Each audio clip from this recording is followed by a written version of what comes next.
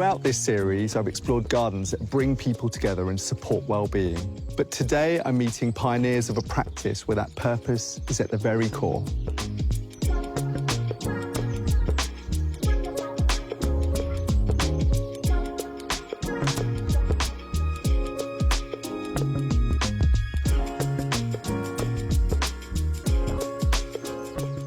So, Ben, for those who don't know, what happens here? Thrive exists for people.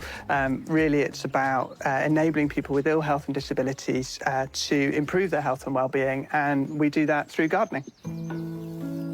Thrive was one of the first organisations within the UK to develop and use social and therapeutic horticulture and to really see the value and benefits of sort of time in nature and enabling people to really use the garden as a means to improve health and well-being.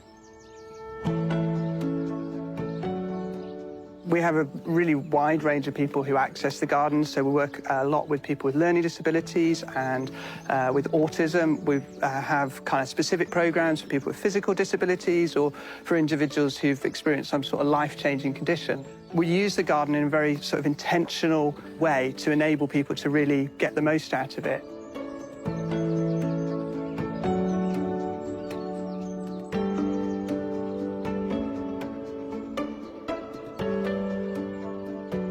Gardens are so immaculately kept, and I'm just wondering, how is that happening? How's the time divided, and is that work happening in the gardens by everybody who attends? Yeah, absolutely. I mean, these gardens are cared for by people with ill health and disabilities, supported by volunteers and supported by the practitioners that work with them. You know, the model that we work with is supporting people to have an area where they can have ownership, where they can have agency. So for us, we're thinking about the people first and, you know, what's good for them, how can the garden support them to improve their health, and sort of horticultural practice plays sort of second fiddle to that. Yeah.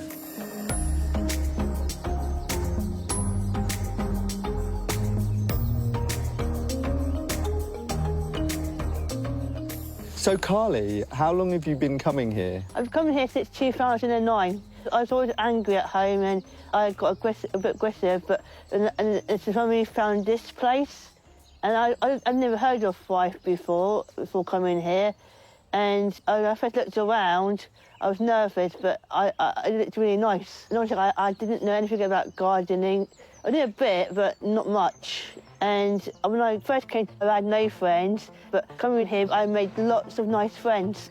We go out on a Wednesday sometimes for a coffee and that, and lunch. So it's really become part of your social community? It has.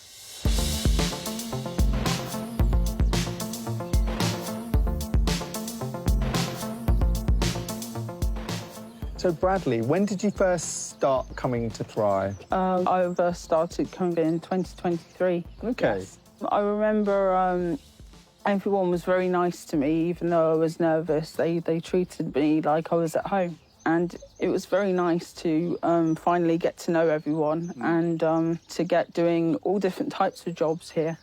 I like to plant my garlic in my plot, my tomatoes. Were they just a classic red, or were you growing? Yes, mainly the classic red, yes. Yeah, nice. And it makes such a difference when you grow your own rather than buy them from the shops, right? Yeah, and it's very tasty. I had them for my dinner as well with some cabbage at home, which was nice. Oh, you're making me feel hungry. Yes. Sounds delicious. If you were to describe how it helps you, how would you describe that? I would say the best part is doing all sorts of things like watering the plants and getting to know how to do the planting, sowing the seeds, and understanding the benefits of gardening outdoors. We all come here, we all have different disabilities and that, autism and the ADHD, and they help us all very, very much.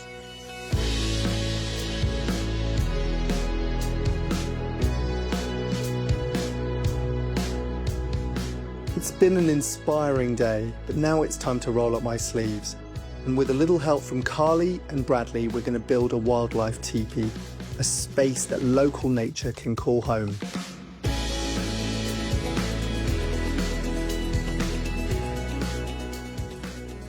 So this is a little bit like a bug house. It is a bit like a bug hotel, but a little bit different. So it's a way that we're going to sort of manage waste. You'll be able to manage waste in the garden. Yes. But actually keep it looking quite nice. Yes. And we do that to support biodiversity. So it'll be a nice home for various mammals in the garden. Wow. Maybe you might get some dormice or you might get some hedgehogs overwintering. Oh, yeah, some lovely hedgehogs. And then all the little hollow stems become homes for lots of invertebrates that are great for the garden. Lots of insects and bugs can hide away.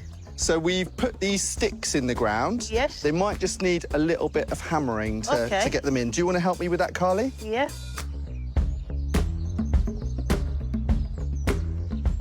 If I hold them, if you wallop the top, Ready? and not my hand. Not your hand. Oh, brilliant, Carly. That's great. And do you want to try and do that one? Proper job. Yeah. Brilliant.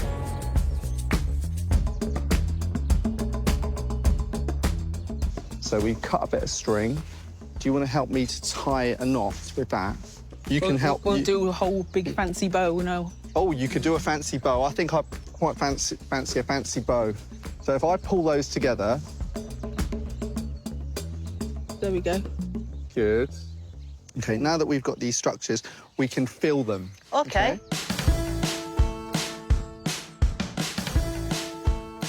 All of this different material, we need to layer it up. So we're going to start with the leaves. Okay.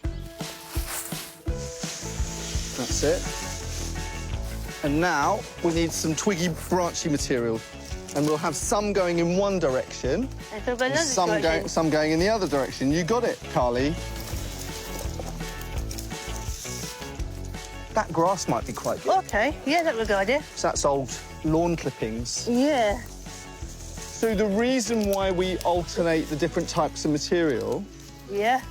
I suppose it holds the structure quite well. And using lots of different material provides lots of different home and habitat for lots of different types of insect and animal. So just keeping it as varied as possible creates lots of possibilities for lots of different wildlife. I think we're there. You've done a fantastic job. They look brilliant. Yes. Thank you. And I think the bugs are going to thank us as well. Hopefully you'll get a hedgehog. They're going to see this and think, wow, big hotel. Yeah. They're pretty impressive, aren't they? Yeah. You guys are pretty impressive. Thanks for having me. Well, thank you for coming. I really appreciate it. Thank you so much. Yeah.